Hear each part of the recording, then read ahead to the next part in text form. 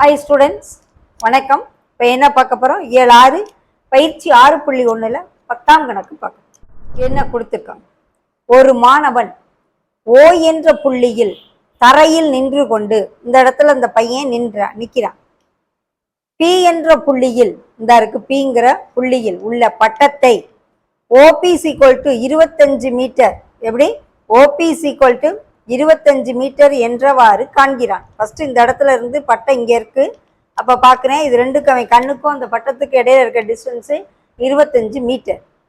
பியிலிருந்து மேலும் 10 மீட்டர் தொலைவு நகர்ந்து Q என்ற புள்ளியில் பட்டம் உள்ள போது, இங்க இருந்து பட்டம் பறந்துகிட்டே இருக்கு, இங்க வந்துருச்சு.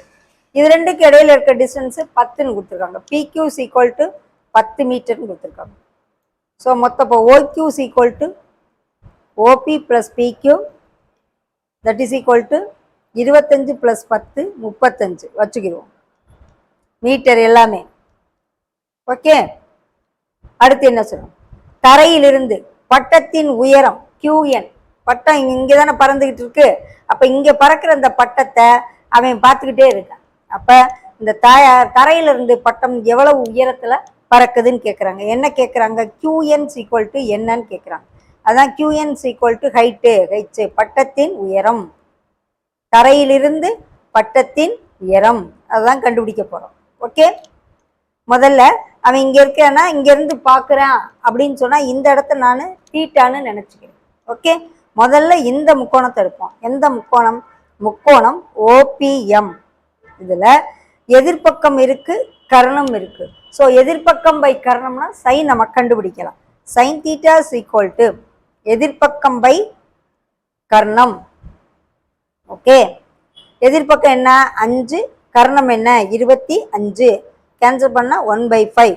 சைன் தீட்டா = 1/5 வருது. இதை வச்சுக்கிடுவோம்.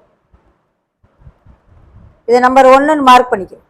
அடுத்து இந்த பெரிய முக்கோணத்தை எடுப்போம். ஓகே, இந்த பெரிய முக்கோணம்ல என்னது? முக்கோணம் OQN-இல். OQN-இல் இதே சைன் தீட்டா = எதிர்பக்கம் QN பை கர்ணம் OQ. கர்ணம் இங்க பெருசு, இங்க இருந்து இங்க வரைக்கும் வந்துடும். இந்த இதை லைனை மறந்துடுங்க. அப்ப QN ஹைட்ஸ்ன்னு வச்சிருக்கோம். OQ என்னன்னு கண்டுபிடிச்சிருக்கோம்? 35. ஓகே, அப்ப இதுவும் சைன் தீட்டா தான். இது நம்பர் 2ன்னு வச்சுக்கிடுவோம். 1, 2லிருந்து ரெண்டுமே சைன் தீட்டா தான்.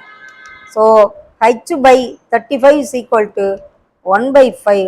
that is H = 35/5, 7 மீட்டர். அப்ப எவ்வளவு உயரத்துல பட்டம் பறக்குது? 7 மீட்டர் உயரத்துல பட்டம் பறக்குது. தரையிலிருந்து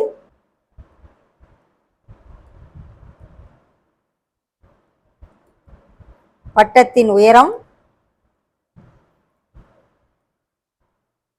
7 மீட்டர். ஓகே, இதான் அவங்க கேட்குறாங்க. புரியுதா?